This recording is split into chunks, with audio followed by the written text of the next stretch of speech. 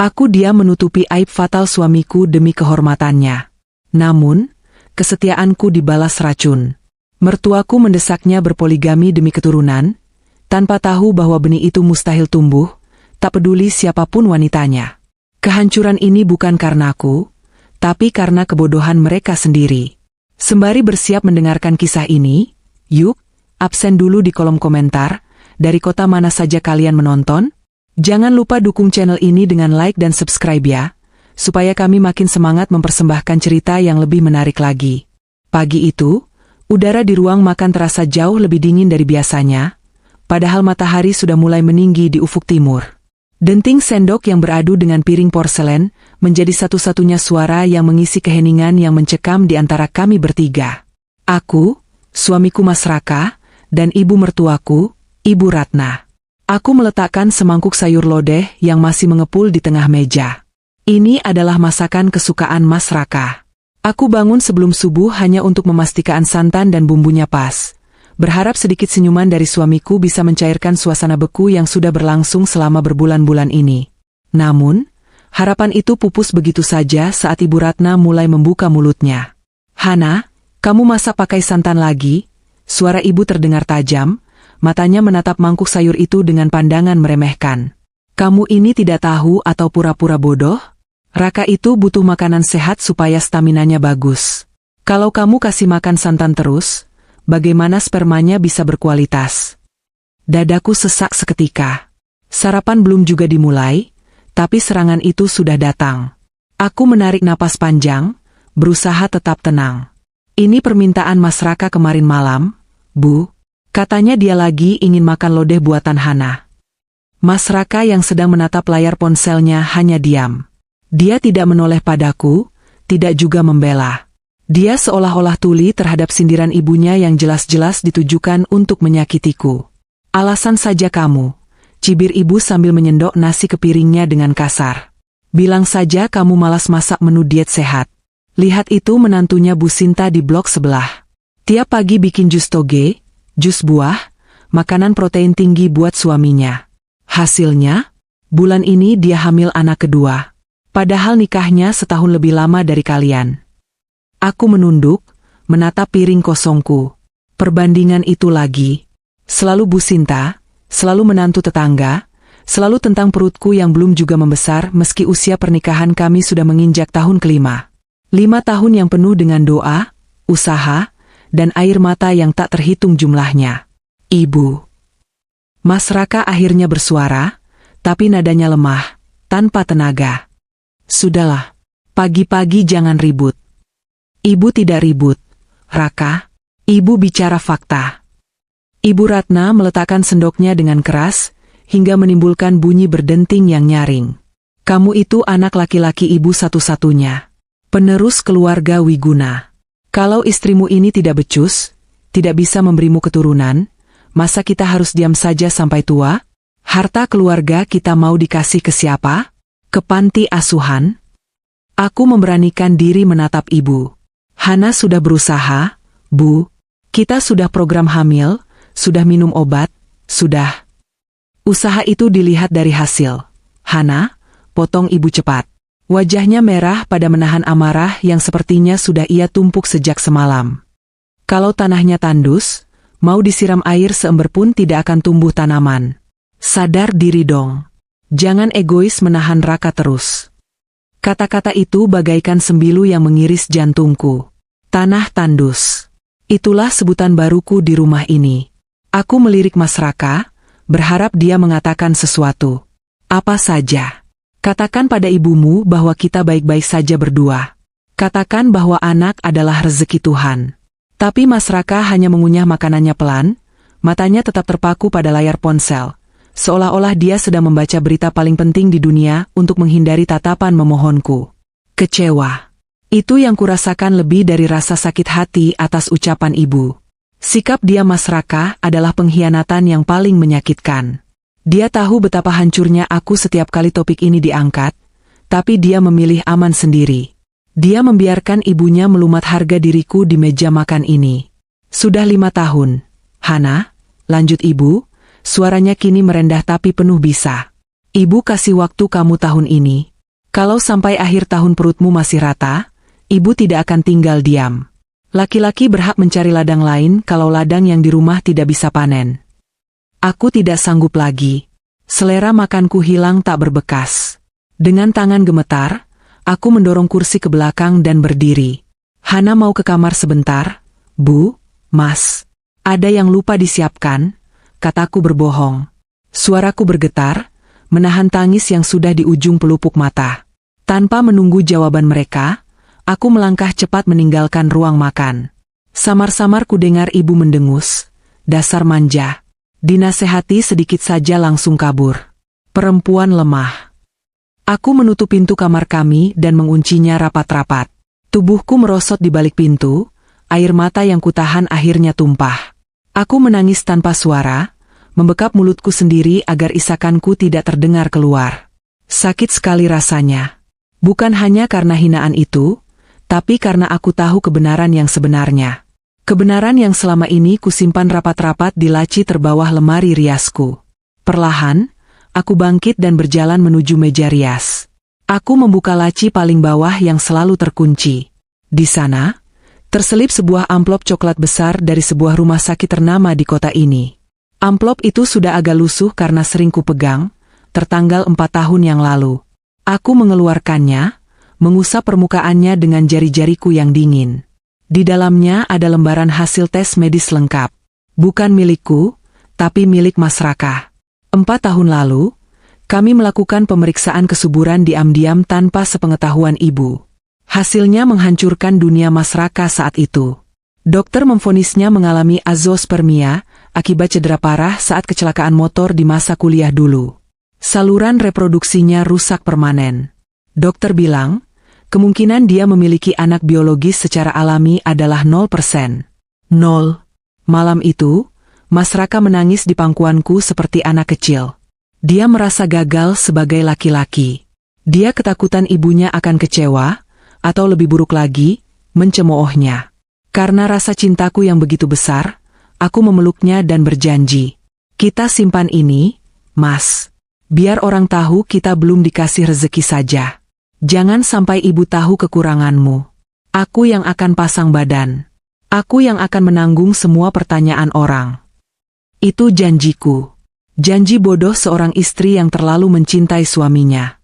Dan sekarang, janji itulah yang membunuhku perlahan. Aku rela disebut mandul, disebut tanah tandus, demi menutupi aib Mas Raka agar dia tetap bisa berjalan tegak di hadapan ibunya dan teman-temannya. Aku menatap amplop itu lagi. Ingin rasanya aku berlari keluar, melemparkan kertas-kertas ini ke wajah Ibu Ratna dan berteriak, "Anakmu yang mandul, bukan aku." Tapi bayangan wajah hancur Mas Raka menahanku. Aku menarik napas panjang, menghapus air mataku, dan memasukkan kembali amplop itu ke tempat persembunyiannya. Belum saatnya. Atau mungkin, aku masih terlalu bodoh untuk berharap Mas Raka akan berubah dan membelaku. Aku berkaca, mematut wajahku yang sembab. Sabar, Hana, bisikku pada pantulan diriku sendiri. Sabar sedikit lagi. Namun aku tidak tahu, kesabaran itu ada batasnya, dan badai yang lebih besar dari sekadar ucapan pedas ibu sedang bergerak menuju rumah ini. 3 hari setelah kejadian di meja makan, suasana rumah terasa aneh. Ibu Ratna yang biasanya cemberut setiap melihatku, pagi ini terlihat berseri-seri. Dia bahkan bersenandung kecil saat menyiram tanaman di teras depan. Perubahan sikap ini justru membuat bulu kuduku merinding. Mungkin ibu sedang senang karena arisannya cair, pikirku menghibur diri. Siang harinya, sebuah mobil sedan hitam berhenti di depan pagar rumah. Aku yang sedang merapikan ruang tengah mengintip dari balik tirai. Ibu Ratna bergegas keluar menyambut tamu itu dengan antusiasme yang berlebihan. Dari pintu mobil, turunlah seorang wanita muda. Cantik. Sangat cantik. Rambutnya hitam panjang bergelombang, kulitnya putih bersih, dan ia mengenakan gaun selutut yang menonjolkan lekuk tubuhnya.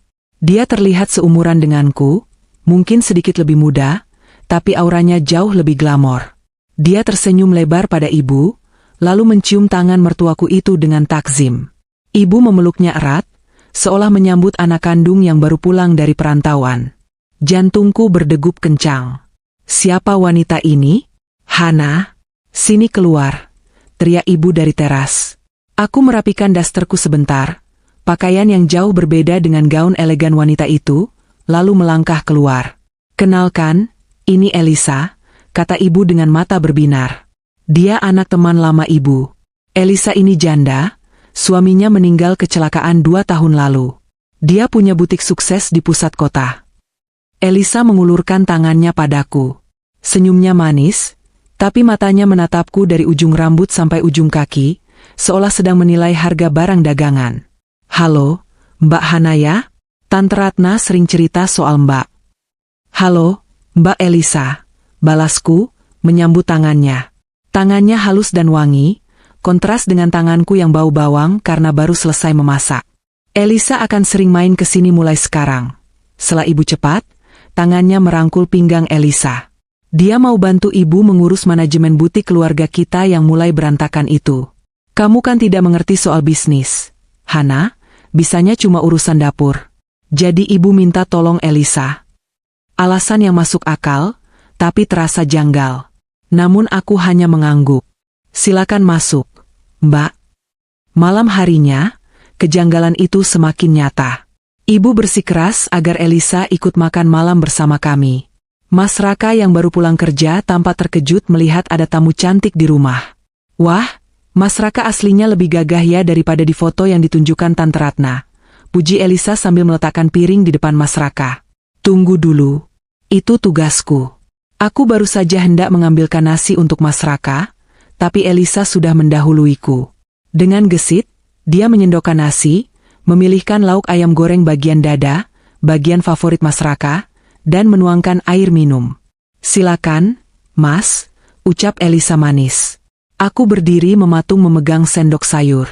Mbak Elisa, biar saya saja. Saya istrinya, tegurku pelan tapi tegas. Ibu Ratna langsung memotong, aduh Hana, jangan kaku begitu. Elisa itu cuma mau bantu. Dia kan tamu, dia ingin menghormati tuan rumah. Lagi pula, Elisa ini cekatan sekali ya. Sudah biasa mengurus suami dulu sepertinya. Iya tante, jawab Elisa sambil melirik Mas Raka. Dulu almarhum suami saya paling suka kalau dilayani total. Katanya bikin makan jadi lebih lahap. Mas Raka tersenyum canggung, tapi dia tidak menolak piring yang disodorkan Elisa. Makasih ya, Elisa. Repot-repot. Nggak repot kok, Mas, jawabnya. Sepanjang makan malam, aku merasa seperti orang asing di rumahku sendiri. Ibu dan Elisa mendominasi percakapan.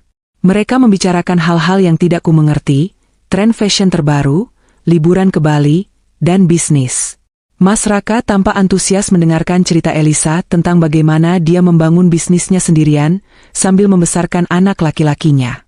Oh, kamu sudah punya anak? Tanya Mas Raka, nadanya terdengar kagum. Sudah, Mas. Cowok, umur 4 tahun. Gemuk dan pintar banget, jawab Elisa bangga. Ibu Ratna langsung menyambar, suaranya sengaja dikeraskan. Nah, itu hebatnya Elisa. Pinggulnya besar, badannya subur. Sekali nikah langsung hamil, anaknya laki-laki lagi. Bibit unggul memang beda ya. Aku tersedak nasi yang sedang kukunyah. Mataku panas. Sindiran itu kasar sekali dan dilakukan tepat di depan orang asing. Aku melirik Mas Raka, berharap dia menghentikan ibunya. Tapi Mas Raka malah mengangguk-angguk sambil menatap Elisa dengan pandangan yang sulit diartikan. Ada kekaguman di sana. Kekaguman yang dulu pernah dia berikan padaku, tapi kini telah hilang. Selesai makan, aku membawa piring kotor ke dapur. Biasanya Mas Raka akan duduk sebentar menemaniku, atau setidaknya bertanya apa aku butuh bantuan. Tapi malam ini, gelak tawa terdengar riuh dari ruang keluarga. Mas Raka, Ibu, dan Elisa sedang menonton TV bersama, tertawa lepas seolah mereka adalah keluarga bahagia yang lengkap. Aku berdiri di wastafel, mencuci piring dengan air mata yang mulai menetes. Puncaknya terjadi keesokan paginya. Seperti biasa, aku bangun subuh untuk membuatkan kopi hitam Mas Raka. Itu ritual kami. Mas Raka selalu bilang kopi buatanku adalah satu-satunya hal yang bisa membuatnya melek. Saat aku membawa cangkir kopi itu menuju ruang tengah, aku melihat pemandangan yang membuat darahku mendidih. Mas Raka sedang berdiri di depan cermin besar, dan Elisa sedang merapikan simpul dasi Mas Raka. Jarak mereka begitu dekat. Tangan Elisa yang lentik bergerak lincah di leher suamiku, sementara wajahnya mendongak sambil tersenyum menggoda. Nah, begini lebih rapi, Mas. Kalau dasinya miring, nanti wibawanya berkurang loh, ucap Elisa lembut. Makasih ya, El. Hana biasanya kurang rapi kalau pasang dasi model begini, jawab Mas Raka. Prang. Nampan di tanganku terlepas.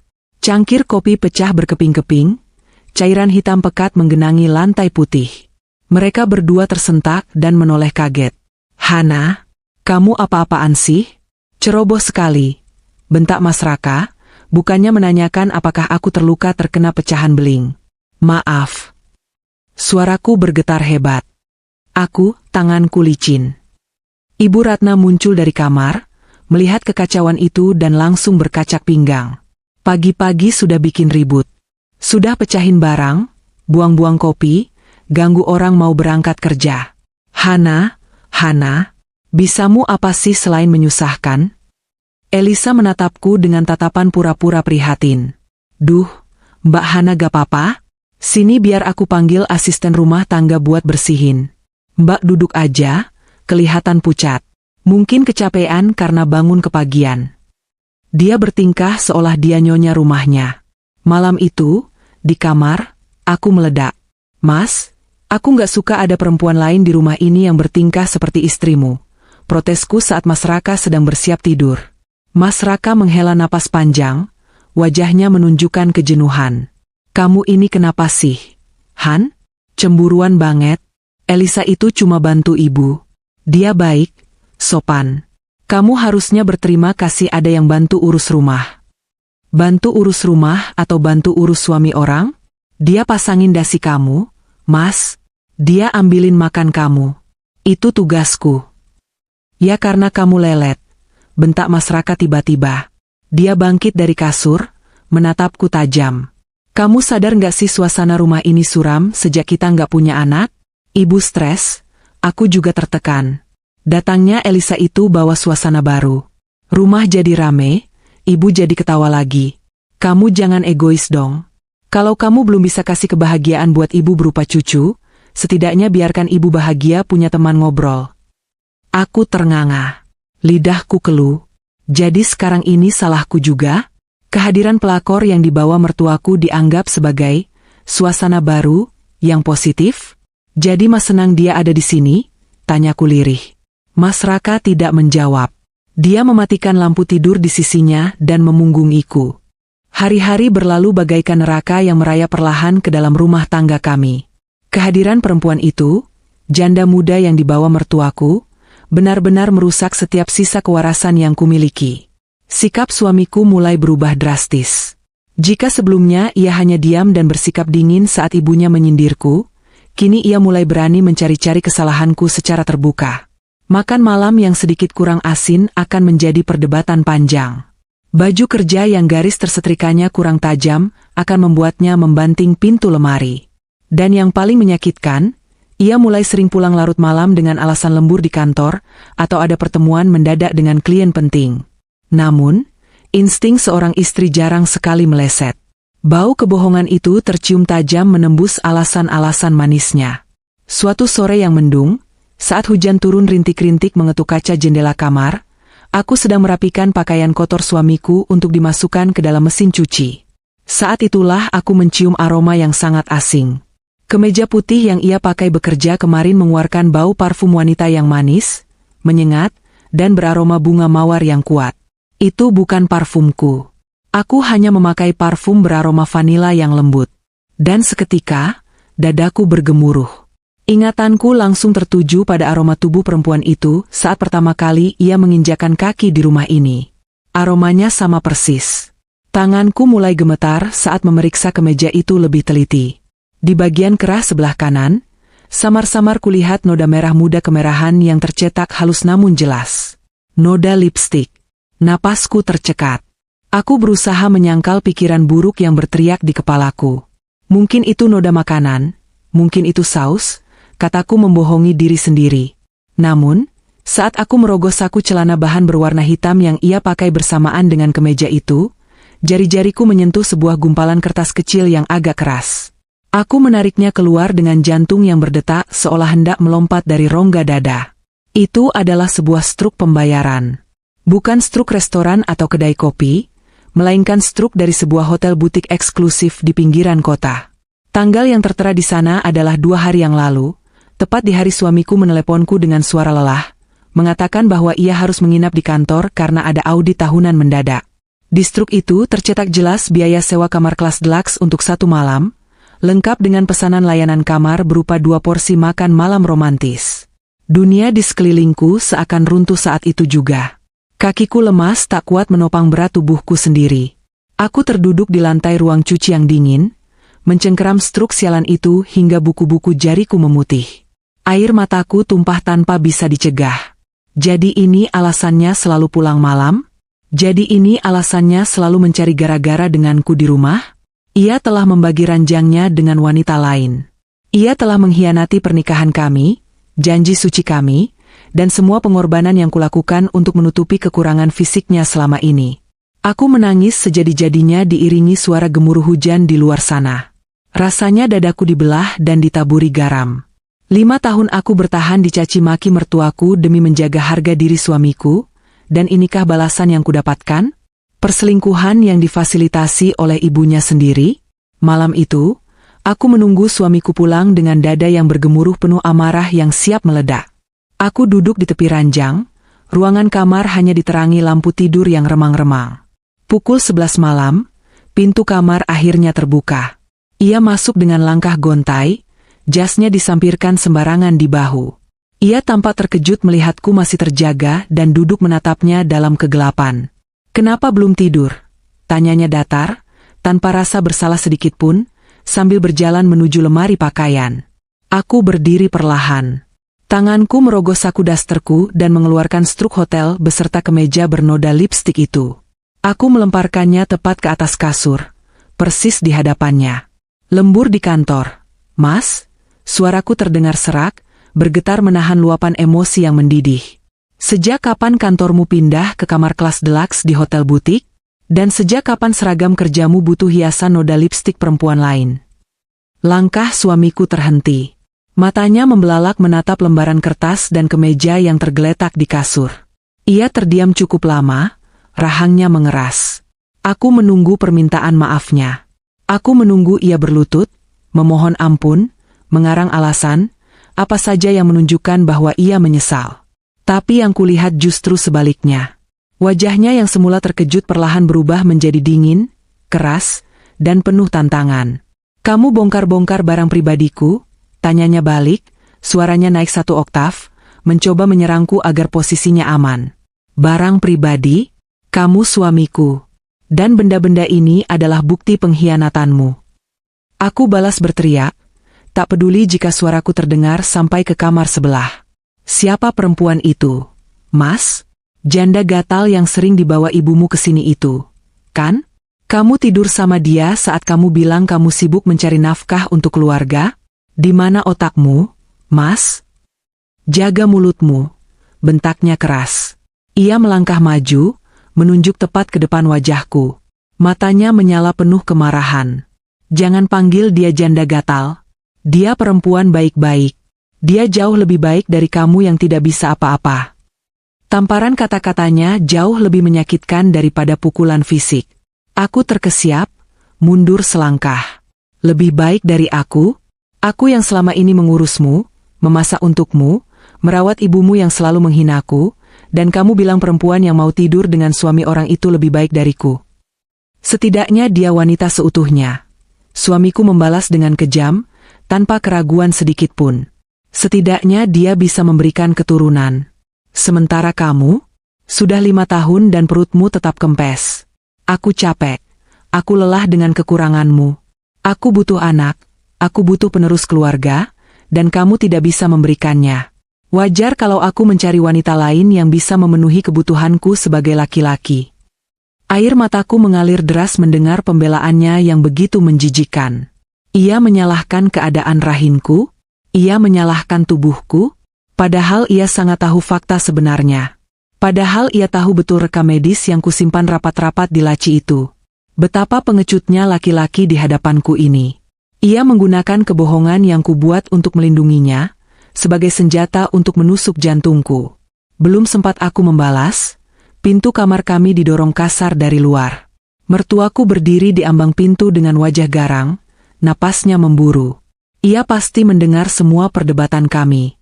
Bukannya menasihati anak laki-lakinya yang telah berbuat zina, mertuaku malah masuk dan berdiri di samping suamiku, menatapku dengan sorot mata penuh kebencian. "Bagus kalau kamu sudah tahu semuanya," ucap mertuaku dengan nada dingin yang menusuk tulang. Ibu yang menyuruhnya. Ibu yang menyuruh anak ibu mendekati perempuan itu.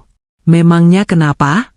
Raka itu laki-laki normal, dia butuh istri yang bisa memberinya kebahagiaan seutuhnya, bukan sekadar pajangan di dapur. Ibu sadar apa yang ibu katakan? Aku menangis tak percaya menatap wajah tua yang penuh kesombongan itu. Ibu mendukung anak ibu berbuat maksiat? Ibu menghancurkan pernikahan kami demi obsesi ibu sendiri? Pernikahan kalian sudah hancur sejak kamu terbukti mandul. Potong mertuaku tajam, telunjuknya mengarah ke dadaku. Dengar baik-baik. Raka tidak akan menceraikanmu kalau kamu bersikap baik. Tapi malam ini, mumpung semuanya sudah jelas, ibu minta kamu menandatangani surat izin poligami. Raka akan menikahi perempuan itu secara resmi. Kamu tetap di sini, jadi istri pertama, tapi kamu harus menerima kehadiran istri kedua yang akan memberikan cucu untuk keluarga ini. Bumi seakan berhenti berputar. Poligami? Mereka menyuruhku membagi suamiku secara resmi dengan perempuan yang telah merusak rumah tanggaku? Mereka memintaku tersenyum dan menerima pengkhianatan ini sebagai takdir karena kekuranganku? Tidak akan pernah. Desisku pelan, tapi penuh penekanan. Aku mengusap air mataku dengan kasar, mengangkat wajahku, dan menatap ibu dan anak itu bergantian dengan pandangan jijik. Aku tidak akan pernah mau dimadu. Sampai mati pun aku tidak sudi berbagi suami dengan perempuan rendahan seperti itu. Mertuaku tertawa sinis, suara tawanya melengking menyakitkan telinga. Sombong sekali kamu. Sadar diri, kamu itu tidak punya apa-apa selain menumpang hidup pada keluarga kami. Kalau kamu menolak, silakan angkat kaki dari rumah ini sekarang juga. Aku beralih menatap suamiku. Laki-laki yang dulu berjanji akan melindungiku, yang menangis di pangkuanku saat tahu dirinya cacat, kini hanya berdiri kaku berlindung di balik tubuh ibunya. "Mas," panggilku dengan suara bergetar yang terakhir kalinya. "Pilih aku atau dia. Ceraikan aku sekarang, atau tinggalkan perempuan itu dan kita perbaiki semuanya." Suamiku menunduk sesaat, menghindari tatapan mataku. Namun tak lama, ia mengangkat wajahnya dan menatapku dengan sorot mata yang kosong, tanpa sedikit pun sisa cinta. "Aku butuh penerus. Aku butuh keturunan. Kalau kamu tidak mau dimadu, maka lebih baik kita akhiri saja. Aku memilih dia, karena dia bisa memberikan apa yang ibuku inginkan." Kata-kata itu mengakhiri segalanya. Tidak ada lagi harapan. Tidak ada lagi rasa kasihan. Laki-laki ini telah membuat pilihannya sendiri, dibutakan oleh ego dan kebohongan yang ia yakini sendiri.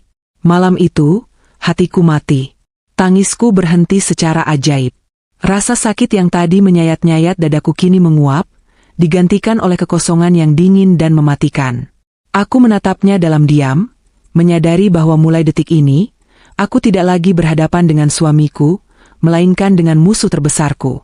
Semenjak malam konfrontasi yang menghancurkan itu, rumah ini tak ubahnya seperti kuburan bagiku. Aku hidup seperti hantu yang tak kasat mata. Suamiku sudah terang-terangan menunjukkan perselingkuhannya. Ia bahkan tak lagi pulang ke rumah setiap akhir pekan, menghabiskan waktunya entah di mana bersama perempuan pilihannya. Mertuaku pun semakin semena-mena. Ia sering mengundang perempuan itu datang, menjamunya seolah ia adalah ratu, sementara aku diperlakukan lebih buruk dari seorang asisten rumah tangga. Aku menahan diri, tidak segera angkat kaki karena aku masih menyusun rencana. Aku tidak mau keluar dari rumah ini dengan tangan kosong. Rumah ini kami beli bersama dari hasil tabungan awal pernikahan kami, dan aku berhak atas setengah dari setiap batu batanya.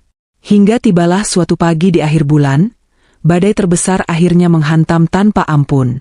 Aku sedang menyapu ruang tamu, ketika mendengar suara teriakan histeris dari arah kamar mandi luar. Itu suara mertuaku. Jantungku berdetak sedikit lebih cepat, namun aku tetap melanjutkan pekerjaanku. Tak lama kemudian, pintu kamar mandi terbuka lebar.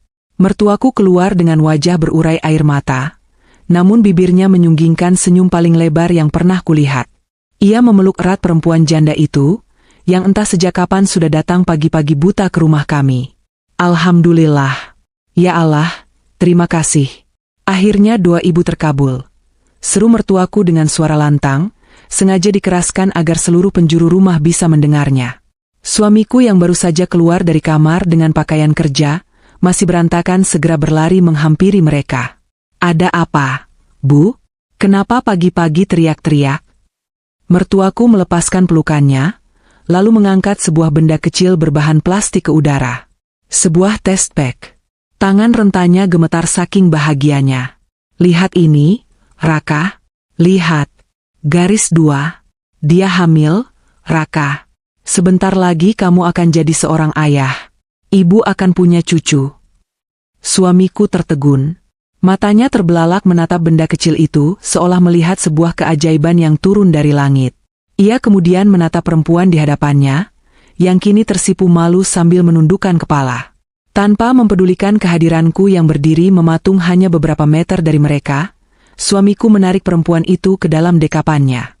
Ia memeluknya erat, mencium puncak kepalanya, dan bergumam, terima kasih sudah mewujudkan mimpiku. Aku berdiri mematung sambil bersandar pada gagang sapu. Mataku menatap lurus ke arah pemandangan memuakan di depanku.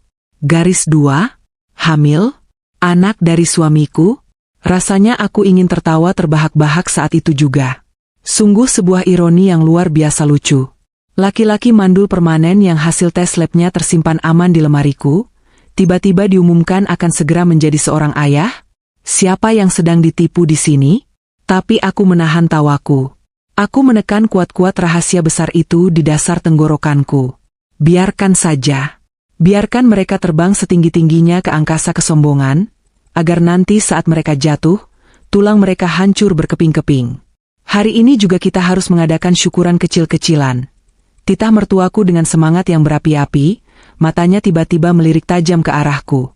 Hei, kamu, mandul. Jangan cuma berdiri mematung seperti orang bodoh. Cepat pergi ke pasar, beli ayam, daging, buah-buahan. Masak yang enak. Hari ini kita harus merayakan kehamilan menantu idaman ibu. Dadaku berdesir mendengar panggilan barunya untukku. Tapi anehnya, tak ada setetes pun air mata yang keluar. Hatiku sudah terlalu beku untuk merasa sakit.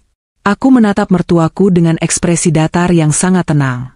Baik, Bu, jawabku singkat tanpa nada penolakan sedikit pun. Reaksiku yang terlalu tenang rupanya membuat suamiku dan mertuaku sedikit terkejut. Namun mereka tak peduli. Kebahagiaan semu mereka terlalu besar untuk memikirkan perasaanku. Sepanjang hari itu, rumah dipenuhi kerabat dekat dan beberapa tetangga yang diundang mendadak oleh mertuaku. Tentu saja, mertuaku mengarang cerita bahwa perempuan itu adalah istri siri suamiku yang dinikahi secara diam-diam demi kelangsungan garis keturunan keluarga, karena istri pertamanya cacat tak bisa memiliki anak. Aku melayani tamu-tamu itu bagai seorang babu.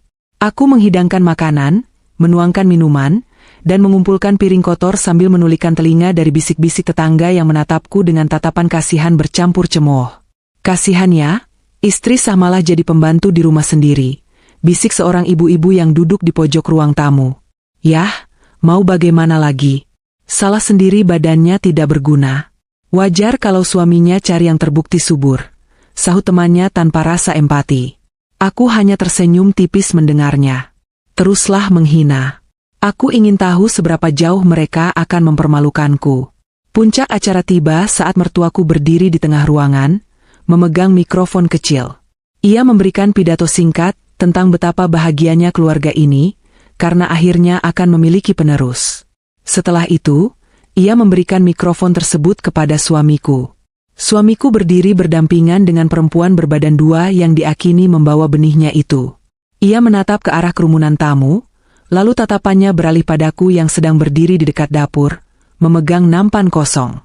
Terima kasih atas kehadiran Bapak dan Ibu sekalian, ucap suamiku, Suaranya terdengar begitu pongah. Hari ini adalah hari paling bahagia dalam hidup saya. Saya akan segera menjadi ayah. Dan karena itu pula, ada keputusan besar yang harus saya ambil demi kebaikan bersama. Suasana ruangan mendadak hening. Semua mata kini tertuju padaku. Suamiku menarik napas panjang, lalu menatap lurus tepat ke manik mataku. Di hadapan keluarga besar dan para saksi sekalian, saya menyatakan bahwa saya menjatuhkan talak pada istri saya. Maaf, saya butuh pendamping yang sempurna, yang bisa memberikan saya penerus, dan kamu tidak bisa memenuhi kewajiban fitrah itu. Mulai detik ini, kita bukan lagi suami istri. Terdengar suara pekikan kaget dari beberapa tamu. Mertuaku tersenyum penuh kemenangan. Matanya berbinar licik melihatku diusir secara tidak hormat di depan orang banyak. Ia mungkin berharap aku akan berlutut, menangis meraung-raung, dan memohon ampun agar tidak diceraikan. Perempuan di sebelah suamiku pun menatapku dengan senyum mengejek yang disembunyikan di balik tangan penutup mulutnya. Namun, reaksi yang kuharapkan terjadi sama sekali berbeda dengan ekspektasi mereka. Aku meletakkan nampan kosong itu perlahan ke atas meja dapur. Langkahku tenang, pelan, dan penuh percaya diri saat aku berjalan mendekati mereka yang berdiri di tengah ruangan. Tidak ada air mata. Tidak ada bahu yang bergetar. Wajahku tegak, mataku menatap dingin bagai sebilah pedang yang baru saja diasah. Sesampainya di depan suamiku, aku tersenyum. Bukan senyum sedih, melainkan senyum puas. "Terima kasih, Mas," ucapku lantang, memastikan suaraku menggema di seluruh ruangan dan terdengar oleh semua orang. "Terima kasih sudah membebaskan aku dari rumah tangga yang penuh dengan kepalsuan ini." Suamiku tampak salah tingkah melihat ketenanganku. Dahinya berkerut bingung. "Aku menerima talakmu dengan lapang dada," lanjutku, suaraku mengeras dan tegas. "Tapi perlu kamu ingat, kita masih punya urusan yang belum selesai. Rumah besar ini, kendaraan yang kamu pakai, semuanya dibeli menggunakan uang tabunganku dan uang gonogini selama kita menikah. Jangan harap aku akan keluar dari rumah ini hanya dengan membawa koper bajuku. Kita akan urus pembagian harta seadil-adilnya di pengadilan agama. Aku minta setengah dari semua aset kita, baru aku akan angkat kaki." Wajah mertuaku langsung pucat pasi. Ia maju selangkah dengan emosi meledak. "Dasar perempuan gila harta. Berani-beraninya kamu menuntut macam-macam. Kamu tidak pantas dapat sepeser pun." "Ini bukan soal pantas atau tidak, Bu. Ini soal hukum," jawabku telak, sama sekali tak gentar melihat kemarahannya. "Hukum negara ini jelas mengatur hak istri atas harta bersama. Kecuali kalau ibu mau masalah ini panjang dan aib keluarga ibu terbongkar lebih jauh di pengadilan." Aku menatap suamiku yang kini terdiam kaku, wajah kemenangannya memudar digantikan oleh kecemasan tentang hartanya. "Silakan nikmati pesta kecil kalian," kataku menutup pembicaraan. Aku membalikan badan, berjalan tegak meninggalkan kerumunan orang-orang yang melongo tak percaya, dan masuk ke kamarku. Aku mengunci pintu, bersandar sejenak sambil menghembuskan napas panjang yang terasa melegakan. Aku tidak menangis, aku tersenyum puas. Perang yang sesungguhnya baru saja dimulai, dan aku memegang kartu as yang akan menghancurkan mereka sehancur-hancurnya di saat yang paling tepat nanti. Silakan rawat bayi dari benih entah berantah itu. Waktu yang akan menjawab kebenarannya. Saat bayinya lahir nanti, aku akan memastikan suamiku menyadari betapa tolol dirinya. Karena sesungguhnya, benih yang mereka puja-puja itu sama sekali bukan miliknya. Garis dua itu hanyalah tiket menuju neraka penyesalan mereka sendiri. Aku hanya perlu bersabar sedikit lagi untuk menyaksikan kehancuran itu dari kursi barisan paling depan. Ketukan palu hakim di ruang sidang pengadilan agama hari itu terdengar bagaikan alunan musik paling indah yang pernah menyapa telingaku. 3 kali ketukan kayu yang tegas memantul di dinding ruangan berpendingin udara, meresmikan putusnya ikatan pernikahan yang selama 5 tahun ini mengurungku dalam neraka penderitaan. Mulai detik itu, aku bukan lagi istri dari laki-laki yang duduk di seberang meja sana. Aku adalah wanita merdeka. Aku menghela napas panjang, merasakan beban berat yang selama ini menekan dadaku menguap begitu saja ke udara. Rasanya sangat melegakan. Di kursi seberang, laki-laki yang kini resmi menjadi mantan suamiku itu tampak memalingkan wajah dengan angkuh. Ia datang ke sidang putusan ini ditemani oleh perempuan selingkuhannya yang kini perutnya mulai terlihat sedikit membuncit. Perempuan itu duduk di kursi pengunjung, menatapku dengan senyum miring yang penuh kemenangan. Ia membelai perutnya dengan sengaja setiap kali pandangan kami tanpa sengaja bertemu. Mungkin ia berpikir bahwa ia telah memenangkan piala kejuaraan paling berharga di dunia. Ia sama sekali tidak tahu bahwa piala yang ia menangkan sebenarnya hanyalah sebuah piala kosong yang rapuh, yang akan segera hancur berkeping-keping dan melukai tangannya sendiri. Proses perceraian ini berjalan jauh lebih cepat dari yang kuperkirakan. Laki-laki itu didesak oleh keinginan kuat ibunya untuk segera meresmikan pernikahan dengan perempuan berbadan dua tersebut, menyetujui hampir semua syarat yang kuajukan tanpa banyak perdebatan di depan majelis hakim. Namun, ada satu hal yang membuatnya nyaris kehilangan akal sehatnya, yaitu pembagian harta gonogini. Sesuai dengan tekadku sejak awal, aku menuntut setengah dari nilai rumah mewah yang kami tempati dan setengah dari nilai mobil yang biasa ia pakai bekerja. Rumah dan mobil itu dibeli murni dari uang tabunganku sebelum menikah dan cicilan yang kami bayar bersama. Aku memiliki semua bukti transfer dan rekening koran yang tercetak jelas. Saat majelis hakim mengabulkan tuntutan pembagian harta tersebut, wajah laki-laki itu pucat pasi. Ibunya, yang ikut hadir di sidang-sidang sebelumnya, bahkan sempat berteriak histeris di ruang mediasi, menuduhku sebagai lintah darat yang ingin merampok harta keluarga mereka. Namun hukum tetaplah hukum. Bukti tertulis tidak bisa dilawan dengan sekadar teriakan dan air mata buaya. Karena mantan mertuaku menolak keras untuk menjual rumah tersebut, dengan alasan gengsi pada tetangga jika harus pindah ke rumah yang lebih kecil, maka mantan suamiku tidak punya pilihan lain selain menebus bagianku. Ia terpaksa mengambil pinjaman dalam jumlah yang sangat besar ke bank dengan menjaminkan sertifikat rumah itu sendiri. Uang tebusan itu sudah masuk ke rekeningku 2 hari yang lalu, memberikanku modal yang lebih dari cukup untuk memulai kehidupan baru yang jauh lebih baik. Setelah sidang selesai, aku kembali ke rumah itu untuk terakhir kalinya. Bukan untuk mengemis, melainkan untuk mengambil sisa barang-barang pribadiku.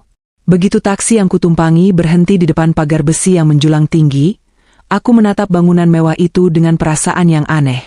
Dulu, aku mengira rumah ini akan menjadi tempatku menua, tempat aku membesarkan anak-anak, tempat aku mengabdi sebagai seorang istri. Namun nyatanya, rumah ini hanyalah sebuah penjara berbalut kemewahan yang dinding-dindingnya merekam semua cacian, hinaan, dan air mata yang kuteteskan dalam diam. Aku mendorong pintu utama yang tidak terkunci.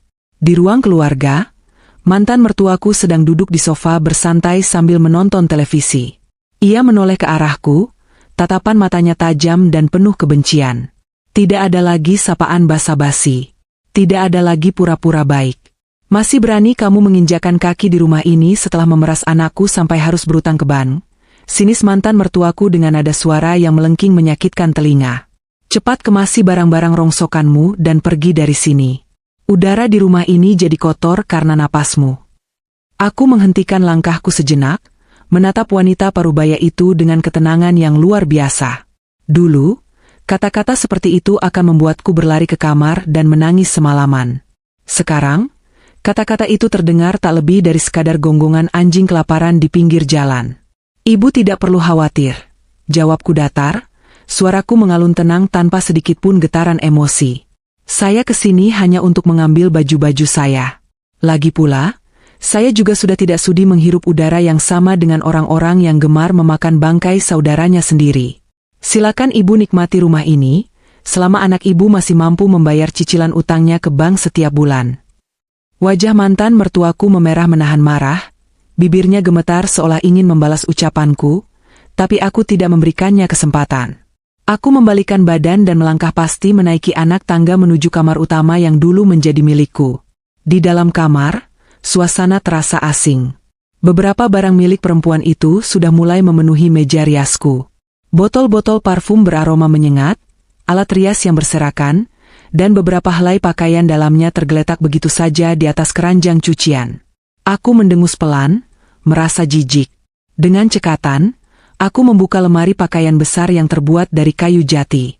Aku mengambil 2 buah koper berukuran paling besar, dan mulai memasukkan pakaianku satu persatu. Aku melipat baju-bajuku dengan teliti. Daster yang sering kupakai memasak, kemeja rapi yang kugunakan saat pergi, hingga mukena yang menjadi saksi bisu setiap doa-doa panjangku di sepertiga malam.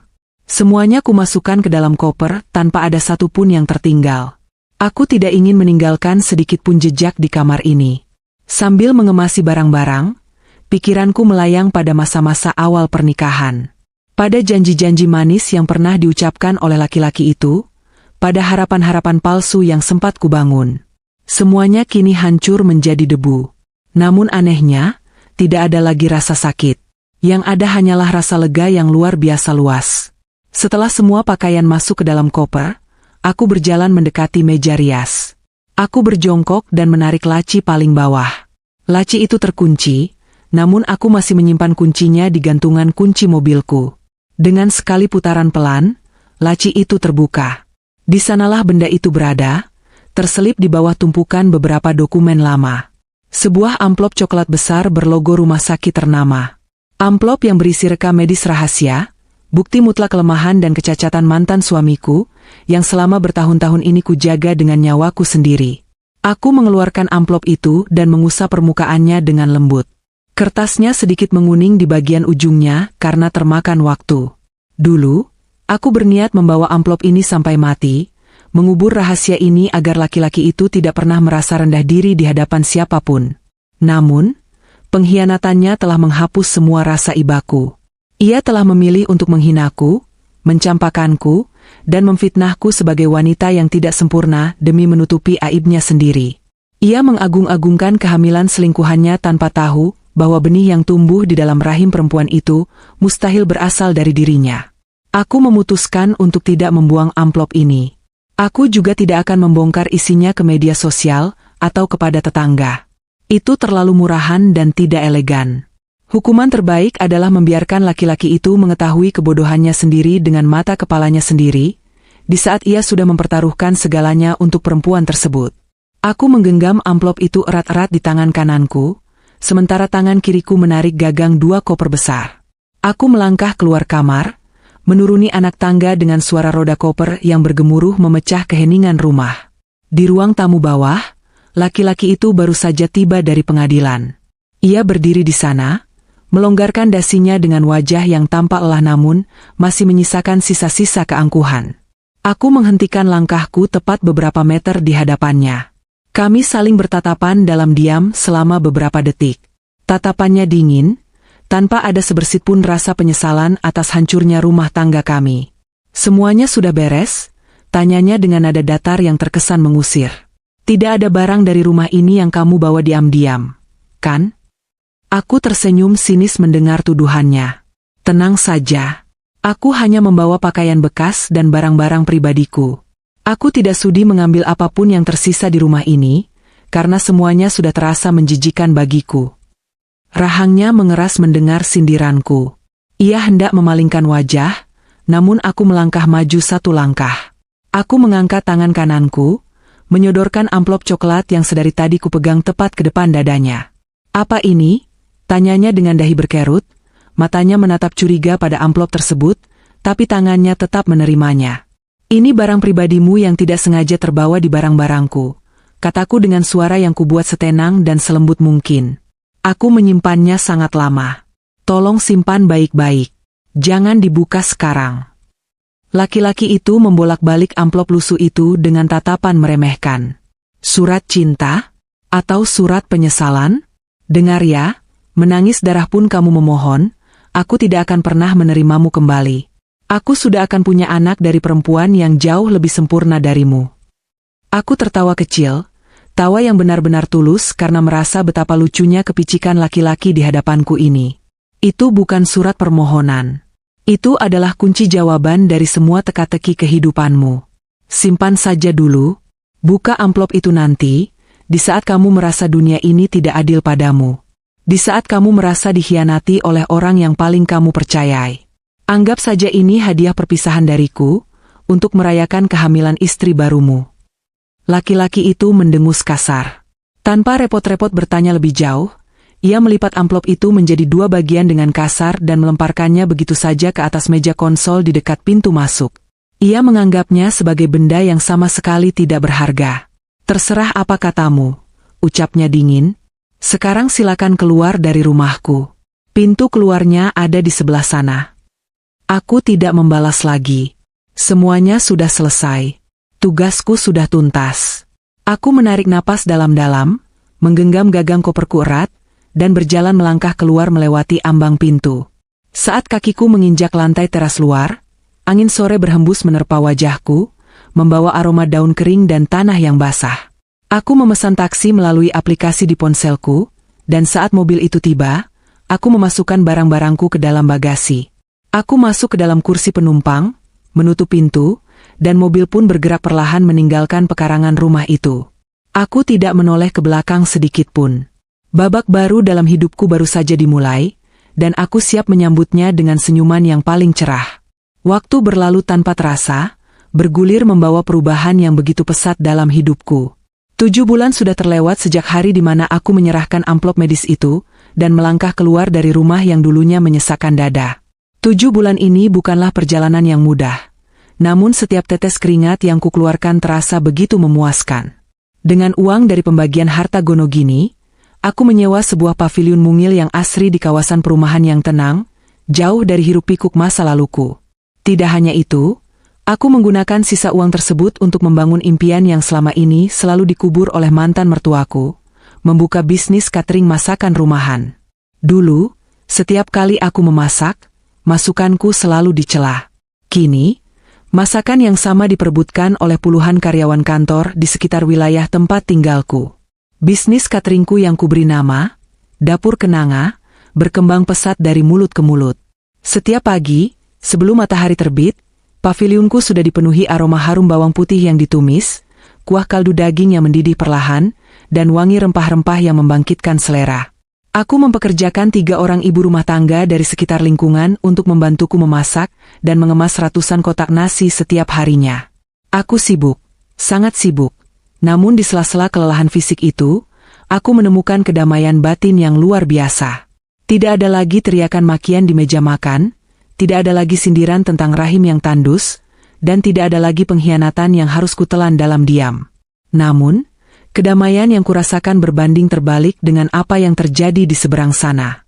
Hukum alam memiliki cara kerja yang sangat rapi dan adil, dan karma rupanya sedang merajut jalannya sendiri, tanpa perlu campur tanganku sama sekali. Semua cerita tentang kehancuran perlahan di rumah mantan suamiku itu, aku dengar dari sebuah sumber yang sangat terpercaya. Sore itu, saat aku sedang mereka pesanan catering untuk esok hari, pintu pagar paviliunku diketuk perlahan. Ketika aku membukanya, aku mendapati seorang wanita parubaya berdiri dengan wajah lelah, pakaian yang agak lusuh, dan membawa sebuah tas kain yang terlihat berat. Ia adalah Bei Inah, asisten rumah tangga yang dulu bekerja cukup lama di rumah mantan suamiku. Bei Inah adalah satu-satunya orang di rumah itu yang dulu sering menatapku dengan iba setiap kali aku dimarahi oleh mantan mertuaku, meski ia tak berani berbuat apa-apa. Bei Inah, sapaku terkejut, segera membuka pintu pagar lebih lebar. Kok bisa tahu alamat saya? Ada apa, Bei? Ayo masuk dulu. Bei Inah mencium tanganku, matanya berkaca-kaca. Ia menceritakan bahwa ia mendapat alamatku dari salah satu tukang sayur langganan di pasar yang ternyata menyuplai bahan baku untuk cateringku. Dengan suara bergetar dan air mata yang sesekali diusap dengan ujung kerudungnya, Bei Inah bercerita panjang lebar memohon pekerjaan kepadaku. Ia baru saja dipecat secara tidak hormat dari rumah mantan suamiku, diusir begitu saja tanpa diberikan gaji bulan terakhirnya.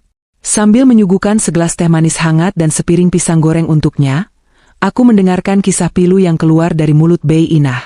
Ternyata, surga yang dibanggakan oleh mantan mertuaku atas kehadiran perempuan pembawa keturunan itu, kini perlahan-lahan berubah menjadi neraka yang sesungguhnya. Rumah itu sekarang seperti kapal pecah, Nyonya, cerita Bei Inah sambil menyeruput teh hangatnya. Ia masih memanggilku Nyonya karena terbiasa. Perempuan itu, Nyonya muda yang baru, kelakuannya benar-benar di luar batas. Astagfirullah. Saya sampai tidak habis pikir. Kalau dulu Nyonya bangun sebelum subuh untuk mengurus semuanya, Nyonya muda ini baru keluar kamar jam 11 siang. Itu pun keluar cuma untuk minta dibuatkan susu ibu hamil dan pesen makanan mahal lewat aplikasi. Aku mendengarkan dengan saksama, bersandar di kursi sambil tersenyum tipis. Lalu mantan mertuaku bagaimana, Bei? Bukannya dia sangat memuja perempuan itu karena sedang mengandung cucunya. Bei Inah mendengus kasar, raut wajahnya menunjukkan rasa gemas yang luar biasa. Nah itu dia masalahnya. Awal-awal memang dipuja bagai dewi. Tapi lama-kelamaan, ibu mertua Nyonya mulai tidak tahan. Perempuan itu malasnya kebangetan.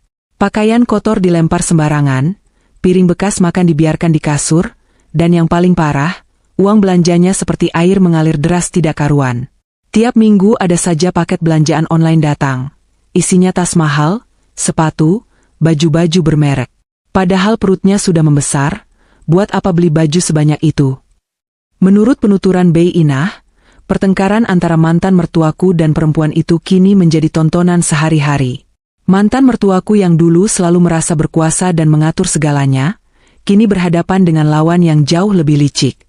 Setiap kali mantan mertuaku menegur perempuan itu karena terlalu boros atau malas, perempuan itu akan langsung menangis histeris, memegangi perutnya yang sudah membesar, dan berteriak bahwa ia sedang stres. Ia selalu menggunakan bayi di dalam kandungannya sebagai senjata pamungkas. Dia suka ancam begini, kalau ibu terus marahi saya, bayi ini bisa stres di dalam perut. Kalau sampai keguguran atau cacat, itu semua salah ibu. Saya ini sedang mengandung penerus keluarga. Begitu katanya, Bei Inah menirukan suara melengking perempuan itu dengan sangat fasih. Kalau sudah begitu, ibu mertua Nyonya langsung diam, pucat wajahnya ketakutan. Darah tingginya kumat terus, tiap hari minum obat penurun tensi. Saya kasihan melihatnya, tapi ya bagaimana lagi, salah sendiri dulu membuang mutiara demi memungut batu kali. Aku tidak bisa menahan tawa kecil yang lolos dari bibirku. Betapa ironisnya kehidupan. Mantan mertuaku yang dulu selalu menuntutku untuk sempurna, kini menjadi tawanan di rumahnya sendiri, di bawah jajahan perempuan yang ia bawa dengan tangannya sendiri. Lalu mantan suamiku bagaimana? Apakah dia diam saja melihat ibunya diperlakukan seperti itu? Tanyaku penasaran. Aku tahu betul karakter laki-laki itu yang sebenarnya sangat bergantung pada ibunya. Bei Inah mencondongkan tubuhnya ke depan, merendahkan suaranya seolah sedang membagikan rahasia negara yang sangat penting. Tuan itu sekarang pulangnya malam terus. Nyonya, kelihatan sangat capek dan kurus. Kata sopir di rumah, Tuan sekarang harus kerja lembur gila-gilaan karena harus bayar cicilan utang bank yang besar itu, ditambah gaya hidup istri barunya yang boros bukan main. Tabungannya sudah menipis. Dan ini yang paling aneh, Nyonya. Bei Inah melirik ke kiri dan ke kanan, memastikan tidak ada orang lain yang mendengar meskipun kami hanya berdua di ruang tamu pavilion itu. Sekitar 2 minggu yang lalu, sebelum saya dipecat, ada kejadian ribut besar di tengah malam. Bisik Bei Inah matanya membelalak penuh semangat gosip. Malam itu Tuan pulang cepat karena sakit kepala. Perempuan itu sedang di kamar mandi, tidak sadar suaminya sudah pulang. Nah, saya sedang mengepel lantai lorong dekat kamar mereka. Saya dengar jelas, perempuan itu sedang menelepon seseorang di dalam kamar mandi. Suaranya pelan, tapi karena rumah sedang sepi, kedengaran jelas. Jantungku berdegup sedikit lebih cepat. Menelepon siapa? Bi? Saya dengar dia memanggil orang di telepon itu dengan sebutan, sayang.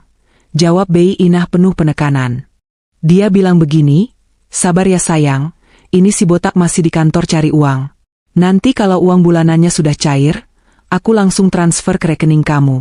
Kamu jangan kesini dulu, nanti ketahuan. Pokoknya anak kita ini jadi jaminan hidup enak buat kita berdua. Begitu katanya, Nyonya. Ya Allah, saya sampai gemetar mendengarnya. Aku terpaku sejenak. Aku tahu bayinya bukan anak mantan suamiku, tapi aku tidak menyangka perempuan itu seberani itu bermain api di rumah perselingkuhannya sendiri, dan bahkan memeras uang mantan suamiku untuk diberikan kepada laki-laki selingkuhannya yang lain. Tingkat kelicikannya benar-benar di luar dugaanku. Tuan dengar percakapan itu? Tanyaku memastikan. Bei Inah mengangguk cepat. Dengar, Nyonya. Tuan pas mau buka pintu kamar, dia berhenti. Wajahnya langsung merah padam. Dia gedor pintu kamar mandi keras, sekali sampai perempuan itu menjerit kaget. Waktu perempuan itu keluar, ponselnya langsung dirampas sama Tuan. Tuan teriak-teriak nanya siapa laki-laki yang ditelepon tadi. Mereka bertengkar hebat sampai ibu mertua Nyonya terbangun dan ikut campur. Lalu bagaimana akhirnya? Ya seperti biasa, Bei Inah menghela napas kecewa. Perempuan itu pintar bersandiwara.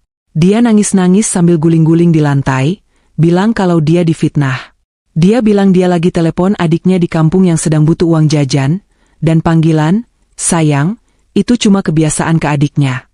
Tuan yang awalnya marah besar, ujung-ujungnya luluh juga waktu perempuan itu pura-pura kram perut dan bilang bayinya menendang keras karena ibunya sedih. Akhirnya malah Tuan yang minta maaf sambil elus-elus perutnya. Aku menggelengkan kepala, merasa takjub dengan tingkat kebodohan laki-laki yang pernah menjadi suamiku itu. Ia begitu dibutakan oleh obsesinya terhadap seorang anak kandung, hingga akal sehat dan logikanya mati total.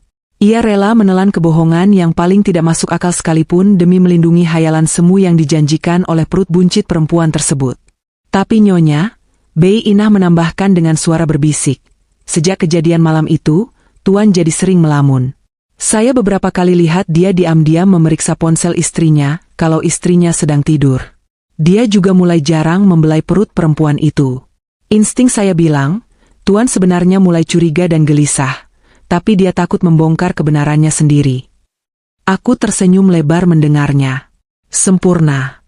Benih kecurigaan sudah tertanam di hati laki-laki itu. Racun keraguan mulai menggerogoti pikirannya perlahan-lahan. Biarkan saja ia menderita dalam kebingungannya sendiri. Biarkan ia tersiksa oleh dugaannya. Karena tidak lama lagi, waktu persalinan akan tiba. Dan pada saat itulah, kebenaran mutlak yang tak bisa dibantah akan menghantam wajahnya sekuat palu godam. Bei Inah, panggilku lembut, menghentikan ceritanya. Mulai besok pagi, Bibi bantu saya di dapur ya. Gajinya saya bayar 2 kali lipat dari yang Bibi terima di rumah sana. Bibi tidak usah mengurus orang-orang sakit jiwa itu lagi. Kita masak yang enak, cari rezeki yang halal di sini. Mata tua Bei Inah berkaca-kaca. Ia menangis terseduh-seduh sambil memeluk tanganku, mengucapkan puji syukur berkali-kali. Sementara aku menatap keluar jendela pavilionku, melihat langit sore yang mulai memerah. Di seberang sana, surga palsu yang dibangun di atas air mataku mulai retak dan runtuh, dan aku tak sabar menunggu saat-saat terakhir kehancurannya. 2 bulan berlalu sejak percakapanku dengan Bei Inah sore itu. Bisnis cateringku semakin hari semakin tak terbendung kemajuannya. Dapur Kenanga kini bukan lagi sekadar usaha rumahan kecil-kecilan. Aku baru saja memenangkan tender untuk menyuplai makan siang harian bagi sebuah pabrik tekstil berskala menengah yang berlokasi tak jauh dari perumahanku. Kesibukan ini menjadi semacam terapi paling mujarab untuk melupakan sisa-sisa luka masa lalu yang kadang masih mencoba mengetuk pintu ingatanku. Aku bangun lebih pagi, tidur lebih larut, namun hatiku terasa begitu ringan dan merdeka. Hari itu adalah hari Selasa yang terik. Udara siang di dalam dapur terasa cukup panas bercampur dengan uap dari panci-panci besar yang sedang merebus kaldu sapi. Aku sedang mengawasi para pegawaiku yang sibuk mengemas ratusan kotak nasi ke dalam wadah plastik besar untuk segera dikirimkan. Aroma bumbu rendang dan sayur kapau memenuhi seluruh penjuru ruangan, memberikan sensasi hangat yang menyenangkan. Di tengah hiruk-pikuk suara spatula yang beradu dengan wajan besar, ponselku yang tergeletak di atas meja kasir tiba-tiba berdering dengan nyaring. Aku mengelap tanganku yang sedikit berminyak dengan celemek, lalu melangkah mendekati meja. Layar ponselku berkedip, menampilkan sebuah deretan nomor tanpa nama. Sejenak aku ragu untuk mengangkatnya. Biasanya, nomor tak dikenal adalah tawaran pinjaman online atau promosi asuransi. Namun, entah kenapa, instingku menyuruhku untuk menggeser tombol hijau di layar tersebut. Aku menempelkan ponsel itu ke telingaku. Halo? Dapur Kenanga di sini, ada yang bisa dibantu? Sapaku dengan nada profesional, bersiap mencatat pesanan. Hening sejenak di seberang sana. Yang terdengar hanyalah suara tarikan napas yang berat dan putus-putus, disusul oleh suara isakan tangis seorang laki-laki. Suara tangisan itu terdengar begitu serak, hancur, dan syarat akan keputusasaan yang mendalam. Jantungku seketika berdegup lebih cepat. Aku sangat mengenali suara tarikan napas itu. Itu adalah suara laki-laki yang selama 5 tahun pernah berbagi atap dan ranjang yang sama denganku. Itu adalah suara mantan suamiku. Hana? Panggilnya dengan suara bergetar hebat. Nama itu meluncur dari bibirnya bagaikan rintihan orang yang sedang meregang nyawa. Hana, tolong aku. Aku berdiri mematung. Tubuhku menegang, Namun pikiranku tetap berusaha rasional. Aku berjalan menjauh dari kebisingan dapur, melangkah menuju teras belakang yang lebih sepi agar bisa mendengar suaranya dengan lebih jelas. Ada apa? Kenapa kamu meneleponku pakai nomor baru? Kemana istrimu yang sempurna itu? Balasku dengan nada dingin, datar, dan tanpa sedikit pun sisa empati. Suara tangisannya justru semakin keras pecah di seberang telepon. Hana, kumohon, jangan tutup teleponnya. Aku sedang di rumah sakit. Elisa baru saja melahirkan. Bayinya lahir prematur dan mengalami komplikasi pendarahan. Bayi itu butuh transfusi darah secepatnya karena stok darah di bank darah rumah sakit sedang kosong. Aku menyandarkan punggungku ke dinding teras, melipat satu tanganku di dada. Lalu apa hubungannya denganku? Aku bukan pendonor darah keliling. Kalau anakmu butuh darah, ya kamu sebagai ayahnya yang donor. Kenapa malah menelepon mantan istri yang dulu kamu buang seperti sampah? Itu masalahnya, Hana. Jeritnya putus asa, suaranya diiringi suara isakan yang menyedihkan. Aku sudah memohon pada dokter untuk mengambil darahku. Aku bilang aku bersedia mendonorkan darah sebanyak apapun untuk menyelamatkan anakku. Tapi dokter menolaknya, Hana. Dokter menolak mentah-mentah. Aku tersenyum tipis. Jantungku mulai berdebar merasakan antisipasi yang luar biasa. Saat yang kutunggu-tunggu akhirnya tiba lebih cepat dari perkiraanku. Kenapa dokter menolak? Apa kamu punya penyakit menular? Tanyaku pura-pura tidak tahu, memancingnya untuk mengucapkan sendiri kenyataan pahit itu. Golongan darah kami tidak cocok, Hana. Ucapnya dengan suara yang kini terdengar nyaris berbisik, seolah ia sendiri tidak sanggup mendengar kata-katanya. Golongan darahku O. Elisa juga bergolongan darah O. Tapi bayi yang baru saja dilahirkan itu bergolongan darah AB. Dokter bilang, secara genetika medis, tidak mungkin dua orang tua bergolongan darah O menghasilkan anak bergolongan darah AB. Itu mustahil, Hana. Mustahil. Aku terdiam, membiarkan keheningan menguasai percakapan kami selama beberapa detik. Aku membiarkan kalimat itu meresap ke dalam otaknya yang selama ini tertutup oleh ego dan kesombongan. Lalu apa yang kamu lakukan setelah tahu fakta itu? Tanyaku dengan nada yang tetap tenang, seperti sedang menanyakan ramalan cuaca hari ini. Aku marah besar. Suaranya kembali meninggi, penuh dengan emosi yang tak tertahankan. Aku mengamuk di ruang dokter. Aku menuduh dokter itu salah melakukan tes darah. Aku membanting kursi dan berteriak bahwa rumah sakit ini tidak kompeten. Aku menuntut mereka untuk melakukan tes ulang saat itu juga karena aku yakin bayi itu adalah darah dagingku, anak yang selama ini ibuku dambakan. Dan apa jawaban dokter? Terdengar suara isakan yang jauh lebih memilukan dari sebelumnya. Laki-laki itu terdengar seperti anak kecil yang baru saja kehilangan arah pulang. Dokter itu menatapku dengan tatapan kasihan. Hana, tatapan yang membuat harga diriku hancur lebur. Dia membuka sistem komputer rumah sakit, mencari rekam medisku berdasarkan nomor identitas kependudukanku. Ternyata, 4 tahun yang lalu, aku pernah melakukan pemeriksaan di rumah sakit cabang ini. Ia menghentikan kalimatnya. Napasnya tersengal-sengal di ujung telepon. Aku menunggu dengan sabar, menikmati setiap detik siksaan mental yang sedang ia alami. Aku ingin ia menyuarakan sendiri aib yang selama ini kututupi dengan air mataku. Dokter itu membalikan layar komputernya ke arahku, lanjutnya dengan suara yang sangat pelan, bergetar menahan tangis. Dia menunjukkan sebuah laporan medis atas namaku. Di situ tertulis diagnosis bahwa aku mengidap azoospermia permanen akibat cedera. Dokter itu bilang dengan sangat jelas, tepat di depan wajahku, bahwa aku mandul. Aku sama sekali tidak memiliki sel sperma yang hidup.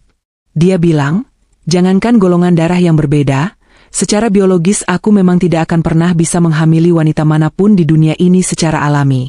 Tidak mungkin ada bayi yang tercipta dari benihku. Kini giliranku yang menarik napas panjang.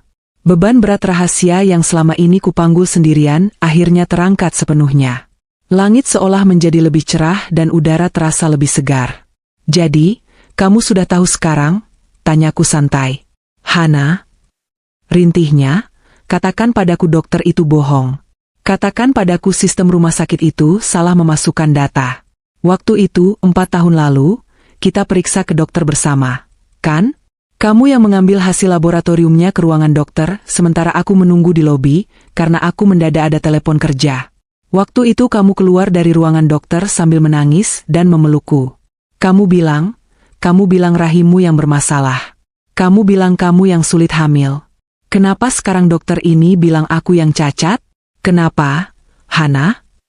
Aku menegakkan tubuhku, menatap tajam ke arah hamparan rumput di halaman belakang rumah. Kamu ingat amplop coklat yang kuberikan padamu di hari aku angkat kaki dari rumahmu? Tanyaku dengan suara yang jauh lebih tegas dan tajam. Amplop yang kamu lipat sembarangan dan kamu lempar ke atas meja, karena kamu anggap itu cuma surat sampah dari wanita yang tidak sempurna. Amplop. Ia menggumam bingung, mencoba mengingat-ingat. Ya, amplop itu. Kalau kamu tidak percaya pada omongan dokter, pulanglah sekarang juga.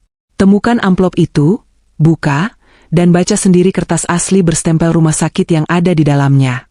Itu adalah hasil tesmu 4 tahun lalu. Hasil tes yang kusembunyikan di dasar laci lemariku, terkunci rapat, agar laki-laki sepertimu tidak perlu merasa rendah diri di depan teman-temanmu dan ibumu. Kamu membohongiku selama ini.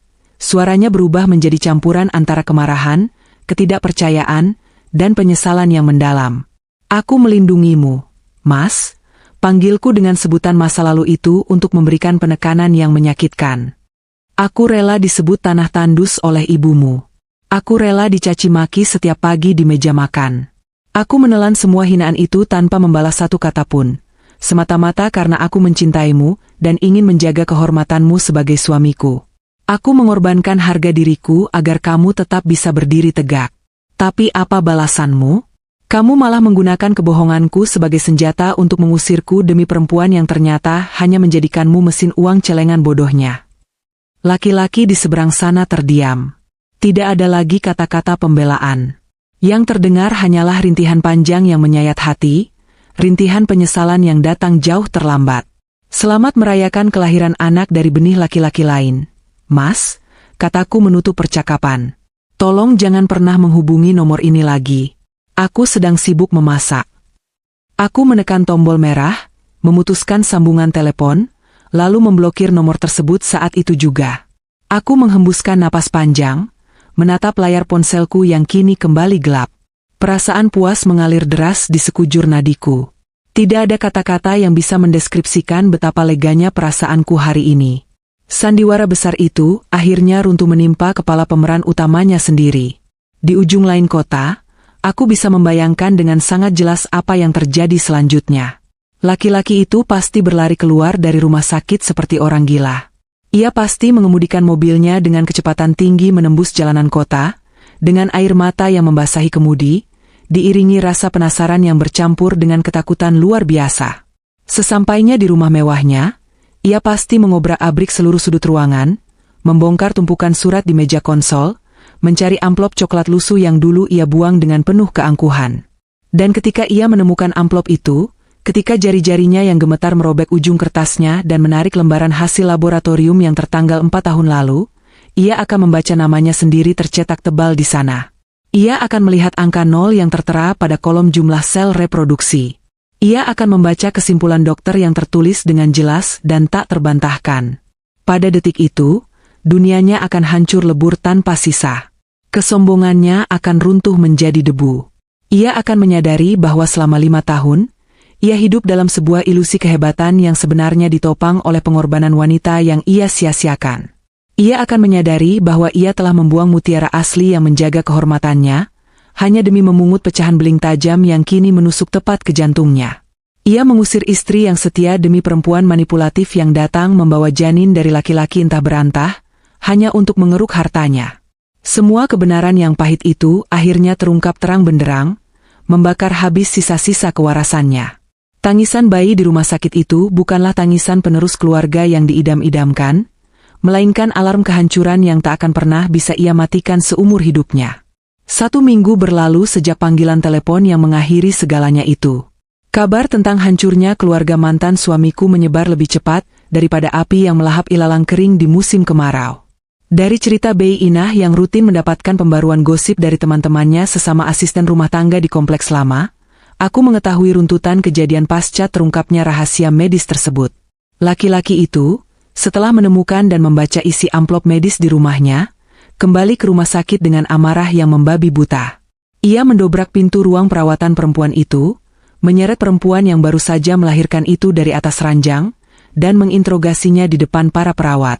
Dalam keadaan terdesak dan ketakutan, perempuan itu akhirnya mengakui semuanya. Ia mengaku bahwa bayi itu memang bukan darah daging mantan suamiku. Bayi itu adalah anak dari mantan pacarnya, seorang laki-laki pengangguran yang gemar berjudi. Perempuan itu sengaja mendekati keluarga mantan suamiku, memanfaatkan obsesi mantan mertuaku akan cucu, untuk menjebak mereka dan menjadikan mantan suamiku sebagai tulang punggung untuk membiayai hidupnya dan bayinya kelak. Kekacauan tidak berhenti sampai di situ. Pada malam yang sama setelah pertengkaran hebat di rumah sakit, laki-laki itu pergi ke bar untuk mabuk-mabukan. Perempuan itu, menyadari bahwa rencananya telah hancur total dan sumber uangnya sudah mengering, menyelinap keluar dari rumah sakit. Ia nekat pulang ke rumah mewah itu pada dini hari, saat mantan mertuaku sedang tidur pulas.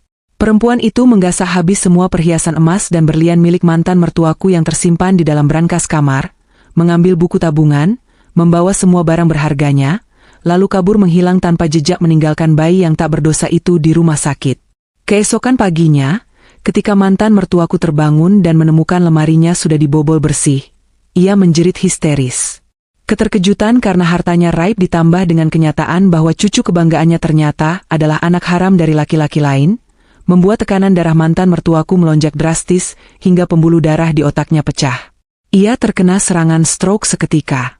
Ia dilarikan ke rumah sakit dan kini terbaring lumpuh di ruang ICU, tak bisa bicara dan tak bisa menggerakkan separuh tubuhnya. Rumah mewah kebanggaan mereka terancam disita oleh pihak bank, karena cicilan utang tak lagi terbayar. Hidup mereka benar-benar hancur tak bersisa. Aku mendengarkan semua cerita itu dengan perasaan campur aduk. Ada sedikit rasa kasihan yang menyelip di sudut hatiku, namun logika dan akal sehatku menekan rasa iba itu dalam-dalam. Mereka sedang menuai apa yang mereka tabur dengan tangan mereka sendiri. Kesombongan dan kekejaman mereka pada akhirnya mengundang badai yang menenggelamkan mereka.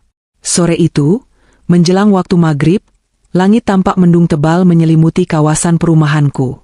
Gerimis mulai turun perlahan, membasahi jalanan aspal di depan pavilionku. Aku baru saja selesai menutup laporan keuangan dapur kenanga hari ini. Para pegawaiku sudah pulang setengah jam yang lalu, menyisakan keheningan yang nyaman di dalam rumah. Aku membuat secangkir teh kamomil hangat, berniat duduk santai di teras depan sambil menikmati suara rintik hujan. Namun, saat aku membuka pintu depan, langkahku terhenti. Di luar pagar besiku, di bawah guyuran gerimis yang mulai menderas, berdirilah sesosok bayangan yang sangat kukenali. Aku menyipitkan mata, mencoba menembus tirai hujan. Laki-laki itu berdiri di sana, mencengkeram jeruji pagar dengan kedua tangannya. Pemandangan di hadapanku sungguh membuatku nyaris tak mengenalinya. Laki-laki yang dulu selalu tampil klimis, memakai jas bermerek, dan berbau parfum mahal itu kini terlihat tak ubahnya seperti gelandangan. Kemejanya kusut masai dan basah kuyup menempel di tubuhnya yang terlihat jauh lebih kurus. Wajahnya dipenuhi brewok yang tak terurus. Kantung matanya menghitam legam, dan sorot matanya kosong, meredup kehilangan cahaya kehidupan. Melihatku berdiri di teras, ia langsung jatuh bersimpuh di atas aspal yang basah. Kedua tangannya menyelinap melalui celah pagar, meraih ke arahku seolah memohon pertolongan. "Hana?" Suaranya serak dan parau, nyaris tenggelam oleh suara hujan. "Hana, tolong aku." Aku meletakkan cangkir tehku di atas meja kecil di teras. Dengan langkah pelan namun pasti, aku berjalan mendekati pagar. Aku tidak membukakan kunci gemboknya. Aku hanya berdiri di balik jeruji besi, menatapnya dari atas ke bawah dengan pandangan sedingin es. Tidak ada rasa rindu, tidak ada rasa sedih. Hatiku benar-benar sudah mati untuknya. "Untuk apa kamu datang ke sini, Mas?" tanyaku dengan nada datar. "Apakah rumah mewahmu sudah disita bank, sehingga kamu harus berteduh di rumah mantan istrimu yang hina ini?" Ia menangis terseduh-seduh, air matanya bercampur dengan air hujan yang membasahi wajahnya. "Hana, aku minta maaf. Aku salah. Aku bodoh. Aku buta, Hana. Tolong maafkan aku. Aku pantas dihukum, tapi tolong jangan buang aku. Aku tidak punya siapa-siapa lagi sekarang." Ia menempelkan wajahnya ke jeruji pagar besi yang dingin, menatapku dengan tatapan memelas yang menjijikan. Perempuan itu kabur, Hana. Dia membawa semua perhiasan ibu. Ibu sekarang stroke di rumah sakit, aku tidak punya uang untuk bayar biaya perawatannya. Rumah kita, rumah yang dulu kita tempati, bulan depan akan disita ban karena aku ditipu rekan bisnis dan cicilan utang menumpuk. Aku hancur, Hana. Aku benar-benar hancur. Lalu kenapa kamu menangis di sini? Aku memiringkan kepalaku, menatapnya tanpa ekspresi. Kamu harusnya pergi ke kantor polisi untuk melaporkan istrimu itu. Atau pergi bekerja lebih keras untuk membayar biaya rumah sakit ibumu. Datang ke sini menangis meminta belas kasihan sama sekali tidak akan menyelesaikan masalahmu. Aku ingin kamu kembali, Hana, ucapnya putus asa. Kata-kata itu meluncur begitu saja dari mulutnya yang tak tahu malu. Aku menyesal telah menceraikanmu. Aku baru sadar, tidak ada wanita yang mencintaiku setulus dirimu. Kamu rela menanggung aibku, kamu rela dihina oleh ibuku demi melindungiku. Hanya kamu yang benar-benar menerimaku apa adanya. Tolong, Hana. Mari kita mulai semuanya dari awal. Kita rujuk kembali.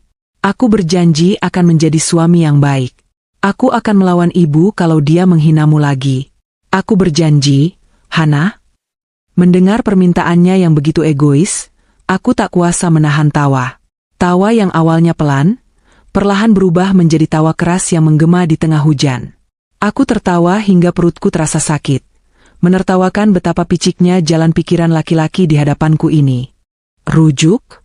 Kamu memintaku kembali padamu? Aku menghentikan tawaku secara tiba-tiba, menatapnya dengan sorot mata yang tajam bagai belati. Mas Raka, dengar baik-baik. Aku menutupi kekuranganmu dulu karena aku mencintaimu. Aku berpikir bahwa sebagai istri, sudah tugasku untuk menjadi pelindung bagi suamiku. Tapi kamu justru menggunakan kekurangan itu untuk merendahkanku di depan orang lain.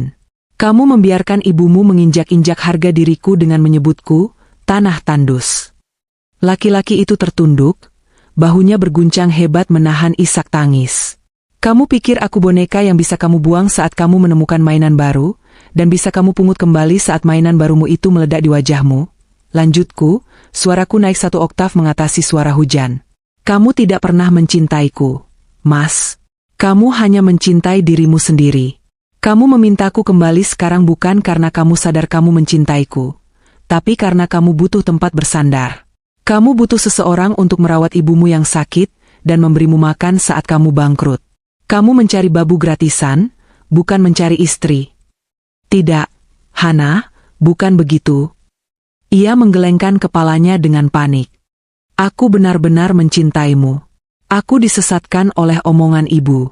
Ibu yang menyuruhku menikahi Elisa. Aku tidak punya pilihan. Kamu selalu punya pilihan, bentakku seketika. Kemarahanku yang tersisa akhirnya tumpah ruah. Kamu laki-laki dewasa.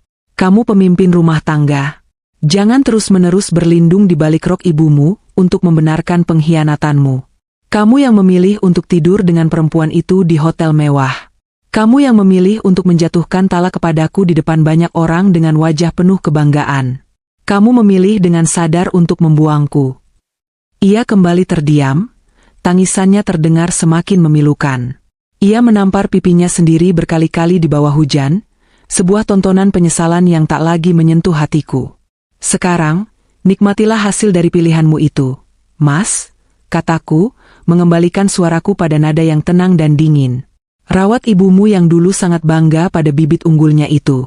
Berusahalah untuk tetap hidup dari sisa-sisa kesombongan kalian berdua. Karena di sini, di kehidupanku yang sekarang, sudah tidak ada lagi ruang sekecil apapun untuk manusia sepertimu. Aku memutar tubuhku, membelakanginya yang masih bersimpuh di luar sana. Hana, kumohon, Hana, jangan tinggalkan aku. Jeritnya memecah derai hujan, tangannya menggapai-gapai udara kosong dari sela pagar. Aku tidak menoleh lagi. Aku melangkah naik ke teras, mengambil cangkir tehku yang sudah mulai dingin. Aku berjalan masuk ke dalam pavilionku yang hangat dan terang, lalu menutup pintu depan rapat-rapat. Suara klik dari kunci yang kuputar menjadi penanda mutlak berakhirnya kisah ini. Di luar sana, di tengah hujan yang semakin deras, Mantan suamiku masih meraung meratapi nasibnya yang hancur berkeping-keping. Sementara di dalam sini, aku tersenyum damai. Aku menyeruput tehku perlahan, merasakan ketenangan yang sempurna mengalir ke seluruh relung jiwaku. Neraka masa laluku telah resmi kututup selamanya. Dan besok, matahari akan terbit jauh lebih indah untuk menyinari jalan baru yang telah kubangun dengan tanganku sendiri.